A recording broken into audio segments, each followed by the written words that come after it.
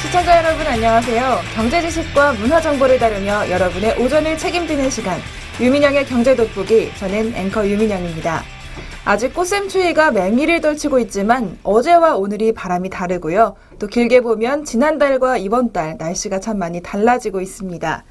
찬바람도 한겨울에 살을 애는 바람과는 조금 다른 모습이고요.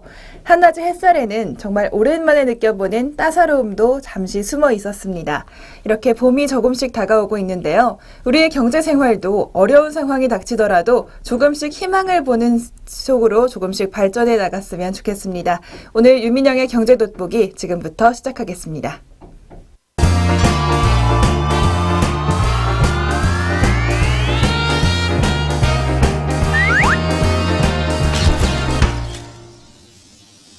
첫 순서는 최신 경제 이슈를 빠르고 깊게 들여다보는 시간, 동향 돋보기 시간입니다. 오늘 동향 돋보기에서는 지난해부터 세계적인 이슈였죠. 바로 저유가 상황, 지금은 어떻게 진행되고 있는지 자세히 살펴보도록 하겠습니다. 먼저 석유 수출국 기구 오펙이 지난해 11월에 중대 발표를 했었습니다. 11월 27일에 유가 하락에도 산유량을 감산하지 않겠다 이렇게 발표하면서 저유가 전쟁이 본격적으로 촉발됐습니다. 11월 27일부터 시작하면 이제 100일을 조금 넘었는데요. 1월 중순에는 배럴당 40달러대 초중반까지 폭락했던 국제유가가 1월 말부터 조금씩 상승세로 전환한 모습입니다. 그러더니 이제 한 달 정도 배럴당 50달러에서 60달러 선 사이에서 움직이지 않고 있는 상황인데요. 이렇게 저유가 전쟁, 이제는 소강 상태를 보이는 건가 이렇게 보일 수도 있습니다. 하지만 전문가들은 원유의 수요보다 공급이 많은 상태가 아직 본격적으로 해결되지 않았기 때문에 언제든 유가에 2차 하락이 있을 수 있다고 경고하고 있습니다.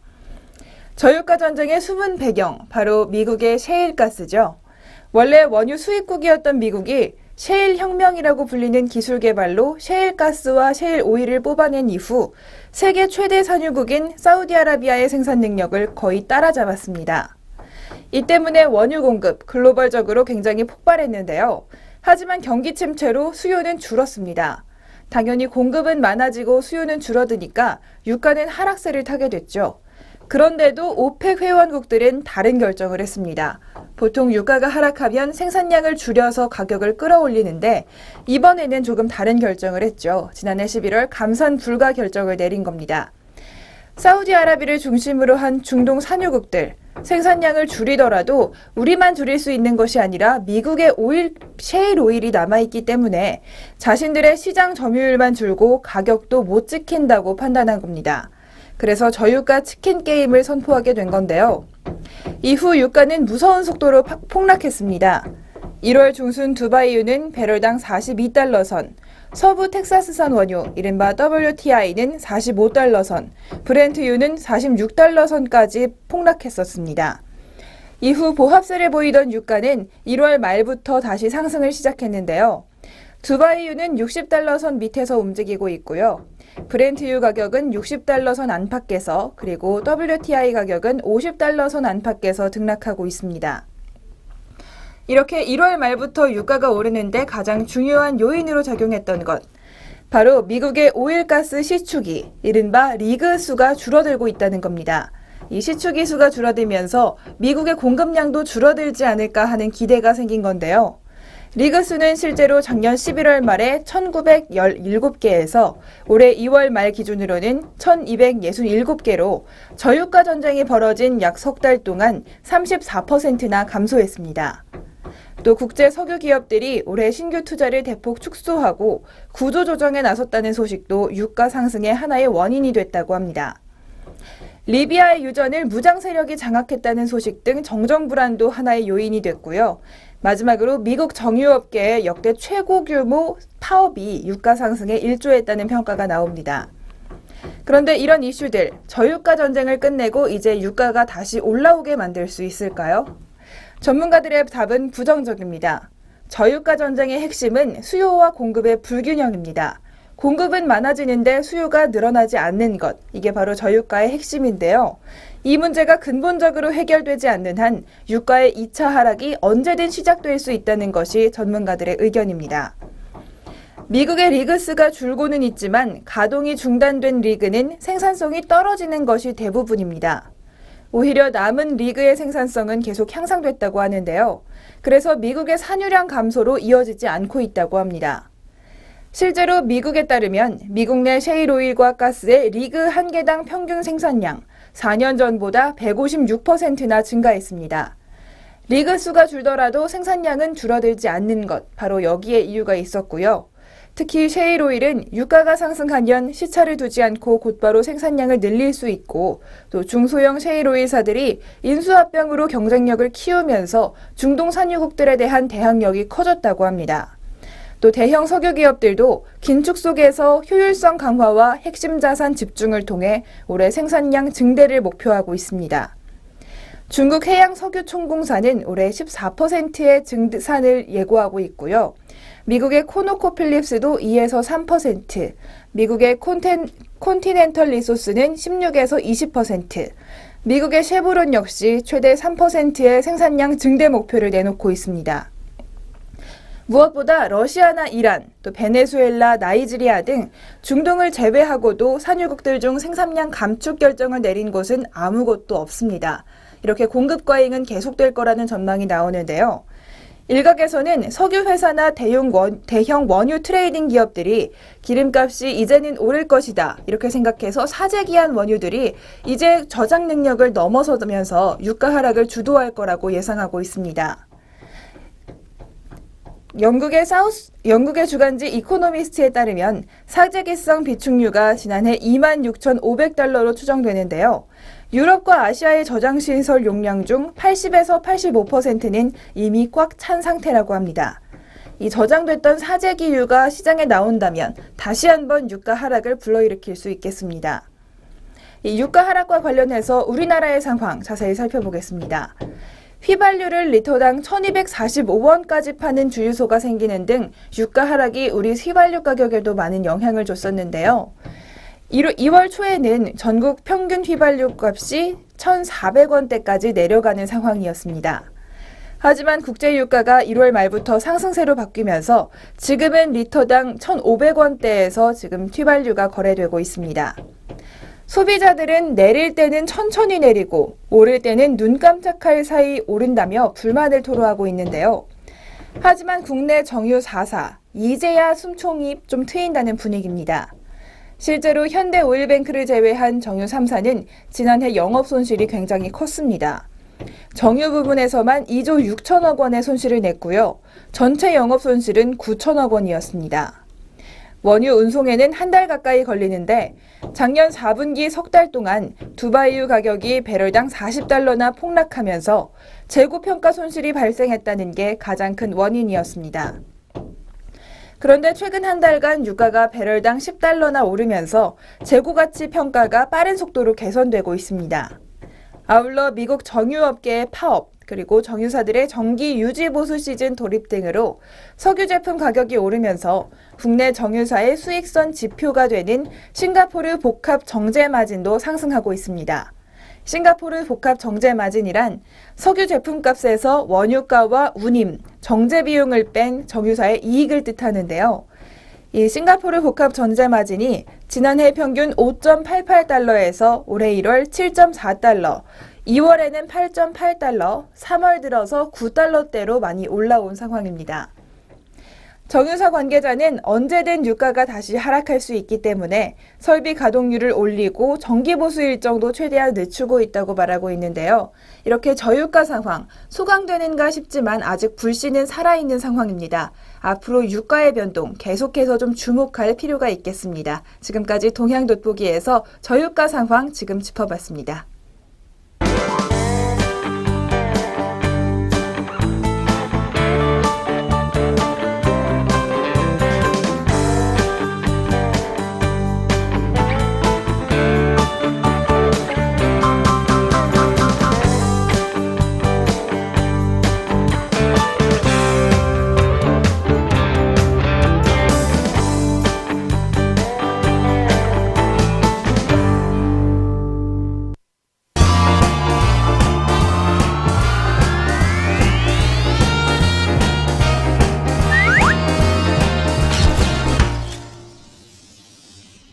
이번 순서는 아리송한 단어 확실하게 잡아가는 시간, 용어 돋보기 시간입니다. 요즘 부동산 시장에서 많이 쓰이는 용어죠. 전세 엑소더스라는 용어에 대해서 간단하게 살펴보고요. 관련된 상황들 오늘 짚어보도록 하겠습니다. 요즘 전셋값 폭등에 지친 이른바 전세 난민들이 아파트 전세를 포기하고 아파트 전셋값과 비슷한 연립과 다세대 주택을 사들이는 것으로 나타났습니다. 이렇게 전세에서 빠져나오는 현상, 전세 엑소더스라고 부르고 있다는데요. 아파트 생활을 포기하고 대신 전세금을 빼 살 수 있는 연립이나 다세대 주택을 매매해서 내 집에서 살기로 결정한 사람들입니다. 이런 사람들이 점차 많아지고 있다는데요. 실제 자료로 확인할 수가 있습니다. 한국감정원의 자료에 따르면 지난해 수도권의 중형 이하 주택 거래량은 2013년과 비교해 전체적으로 늘어났다고 합니다. 증가폭이 20%대 후반에 달하는데요. 아파트보다도 다세대와 연립주택의 매매 증가세가 눈에 띄는 모습입니다. 서울의 소형 주택 거래량부터 보겠습니다. 아파트가 2013년 15,400가구에서 지난해 22,200가구로 31% 거래가 증가했습니다. 연립주택의 경우에는 더 많이 늘었습니다. 43% 증가해서요. 지난해 1,800가구가 거래됐는데 올해는 2,600가구로 늘었습니다. 서울 중소형 주택의 가구에도 아파트가 29.2%, 연립은 50%나 증가했고요. 서울의 중형 주택 역시 비슷한 모습을 보여줍니다. 아파트가 31% 정도 거래가 증가한 반면 연립주택과 다세대 주택은 각각 44.3%, 41.7% 늘어서 연립과 다세대 주택 거래량이 아파트를 웃도는 모습이었습니다. 서울의 중형 이하 주택들을 알아봤는데요. 경기 지역도 비슷한 패턴을 보였다고 합니다. 이렇게 서울과 수도권에서 계속해서 중형 주택 이하에서는 연립과 다세대 주택의 매매가 늘어나고 있는 상황 눈에 띄게 좀 볼 수가 있었습니다. 수도권에서 1, 2억 원대 소형 아파트 전세 수요가 2, 3억 원대의 소형 연립 다세대 주택 중에 매매 수요로 전환되는 것으로 보인다고 전문가들이 분석하고 있는데요. 한국감정원의 실거래 신고자료 분석 결과로 전세가율도 한번 살펴보겠습니다. 전세가율은 매매가 대비 전세가가 얼마나 비중을 차지하는지를 수치로 나타낸 겁니다. 올해 1월 기준으로 수도권 전세가율은 69.5%를 기록했습니다. 2년 전인 2013년 1월보다 7.6%포인트나 오르는 모습이었습니다. 이에 따라 2013년 1월에는 약 60-70%에 집중됐던 수도권의 전세가율, 올해 1월에는 7-80%로 상향 이동한 모양새입니다. 이렇게 매매가에 비해서 전세가가 많이 올라온 모습인데요. 이런 것들도 전세 엑소더스를 가속화하고 있는 것으로 보입니다. 규모별로 한번 보겠습니다. 중대형과 대형의 전세가율 상승폭이 컸습니다. 중대형은 10.5%, 대형은 9.5%포인트 많이 올라갔고요. 중형과 중소형, 소형 아파트의 경우에도 많이 전세가율이 상승하는 모습을 볼 수가 있었습니다. 가격별로 살펴보겠습니다. 2억 원 이상의 전세주택은 8에서 10%포인트 상승한 반면 2억 원 이하의 전세주택에서는 1에서 6%포인트 오르면서 비싼 것일수록 또 큰 것일수록 전세가율이 많이 오르는 상황을 보여줬습니다. 전세가율 상위 1%의 평균 전세가율도 2013년 1월 83.3%에서 91.3%로 늘어났고요. 하위 1%의 전세가율 역시 27.5%에서 32.1%로 뛰었습니다. 정도의 차이는 있지만 거의 모든 전세가 많이 오른 상황인데요. 이에 따라 연립주택과 다세대 주택의 매매 거래가 늘어나고 있는 것, 전세 엑소더스를 설명할 수 있는 이유로 볼 수 있겠습니다. 이렇게 우리 부동산 시장에서 전세와 매매, 그리고 아파트와 주택 간의 거래가 바뀌고 있는 것, 좀 주목해 볼 만한 용어와 상황이었습니다. 지금까지 용어 돋보기에서 전세 엑소더스에 대해 살펴봤습니다.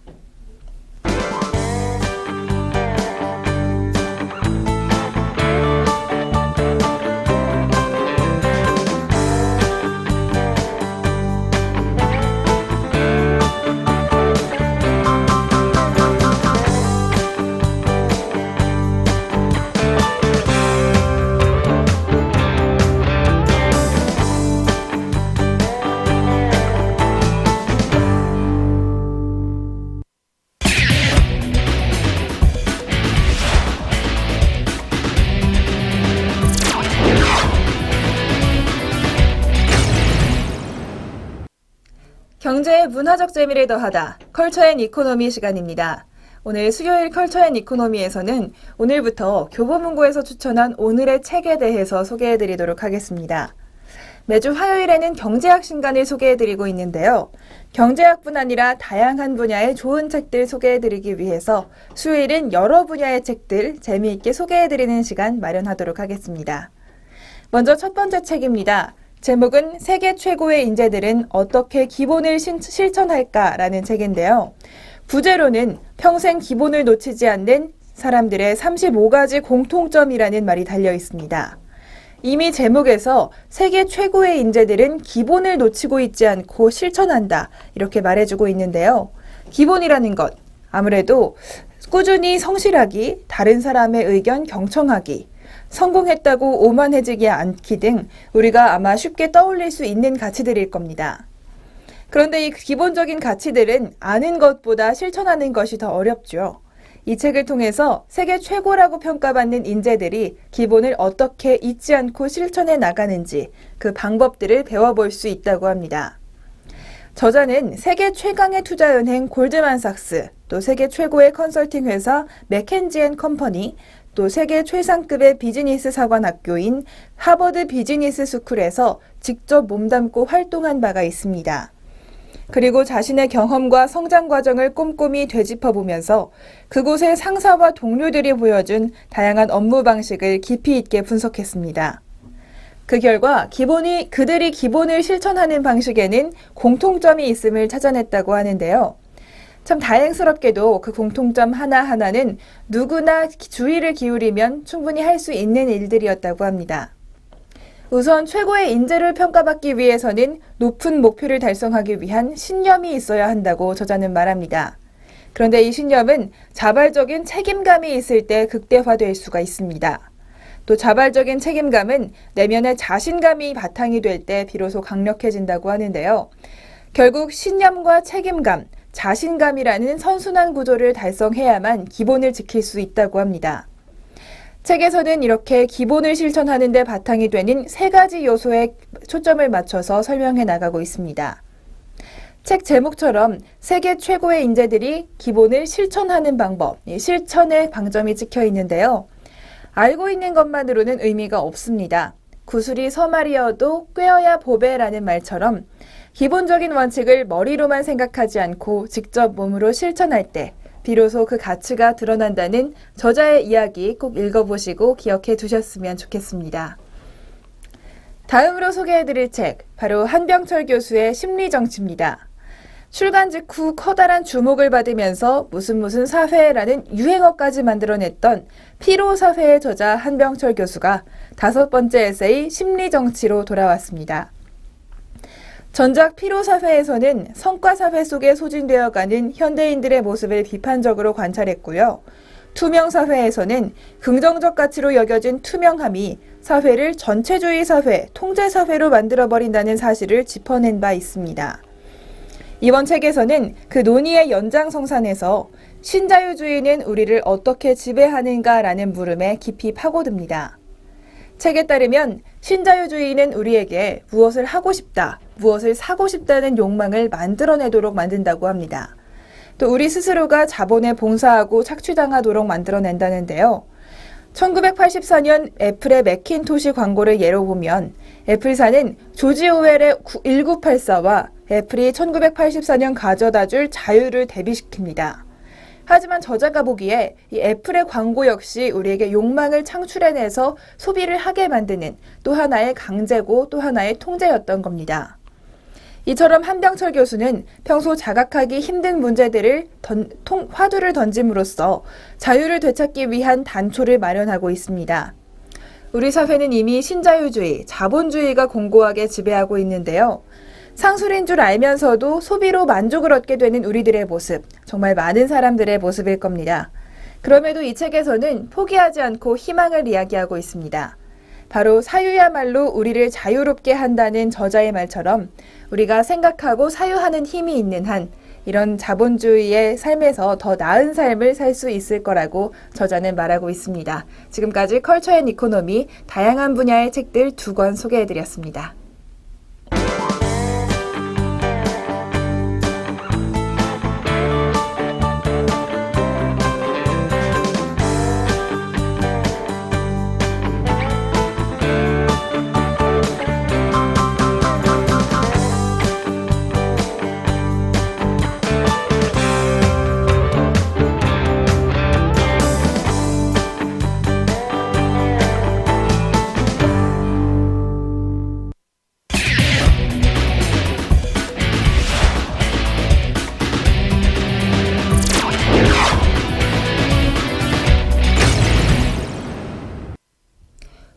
주목할 만한 종목 한 종목씩 소개해드리는 주식 한마디 시간입니다.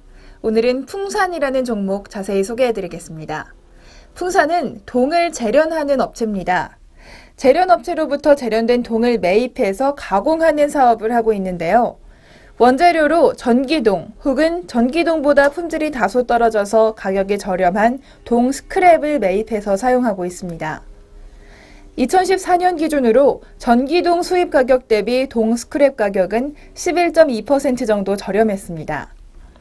그런데 최근 2, 3년간 풍산의 원재료 중에서 전기동보다 동 스크랩의 비중이 조금씩 늘어나고 있다는 것이 고무적입니다.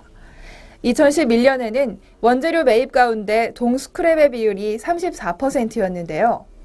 원료로 전기용 100을 구매한다면 동 스크랩은 34 정도를 구매해서 가공을 했던 것입니다. 이 비율이 2012년부터 급격하게 증가했습니다. 2012년에는 68%, 2013년에는 92%, 2014년 3분기에는 누적으로 73%에 달했습니다. 이에 따라서 매출 원가율이 꾸준히 개선됐는데요. 여기에 판매량도 함께 증가하고 있다고 합니다. 국내에서 유통되는 동 스크랩 가격, 수입 전기동 가격에 비해서 10에서 15% 정도 가격이 낮고 가격 변동성도 낮습니다. 국제 구리 가격 변동에 따라서 동 스크랩 적용 비율을 확대하고 축소하면서 원가 개선과 실적 안정성을 기대하고 있는데요. 2012년부터 풍산이 이런 정책을 적극적으로 시행하고 있어서 긍정적인 모습을 보여주고 있습니다. 추가적으로 좋은 소식 하나 더 있습니다. 지난해 무산됐던 부산의 토지개발건이 올해 용도를 변경해서 다시 시행될 수 있다는 가능성이 보이면서 시행될 경우 주가에는 단기적으로 긍정적인 영향 미칠 것으로 보이고 있습니다. 지금까지 원가 절감을 위해 힘쓰는 기업 풍산에 대해서 자세히 알아봤습니다.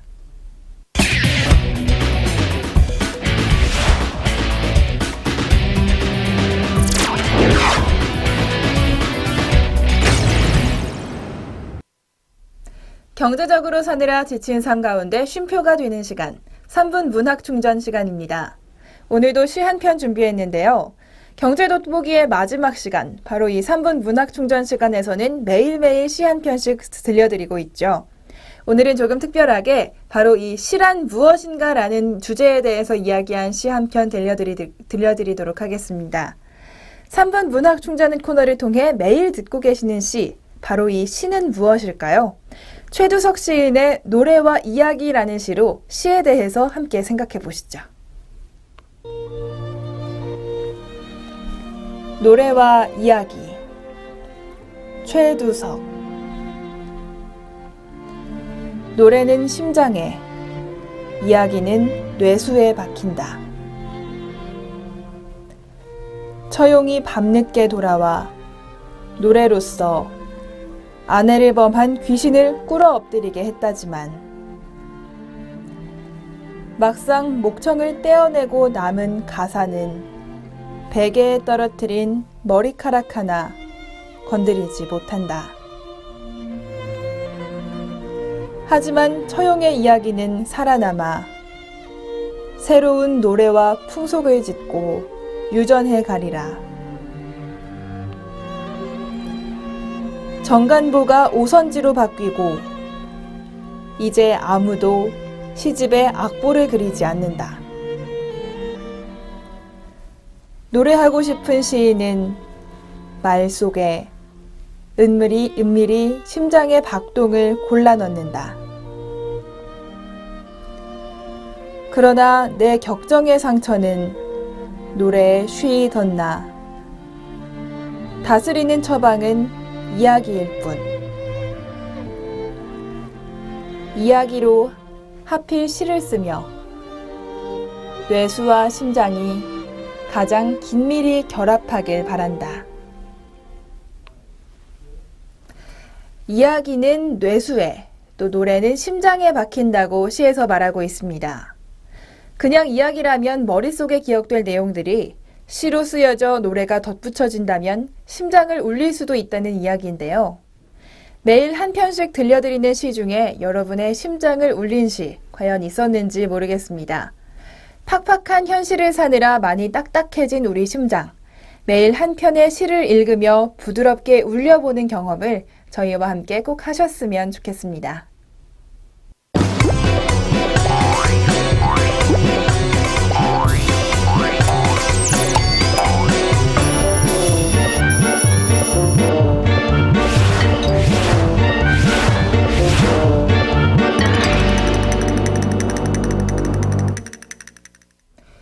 오늘 경제 돋보기 준비한 소식 모두 알려드렸습니다. 벌써 3월도 중순에 접어들었는데요. 환절기 일교차 굉장히 심한 날씨에 환절기에 감기 걸리지 않도록 조심하시고요. 저희 경제 돋보기와 함께 문화적으로 경제적으로 풍요로운 생활 계속해서 나가시기 바랍니다. 오늘 경제 돋보기 여기서 마무리하고요. 내일 같은 시간에 다시 찾아뵙도록 하겠습니다. 시청해주신 여러분 고맙습니다.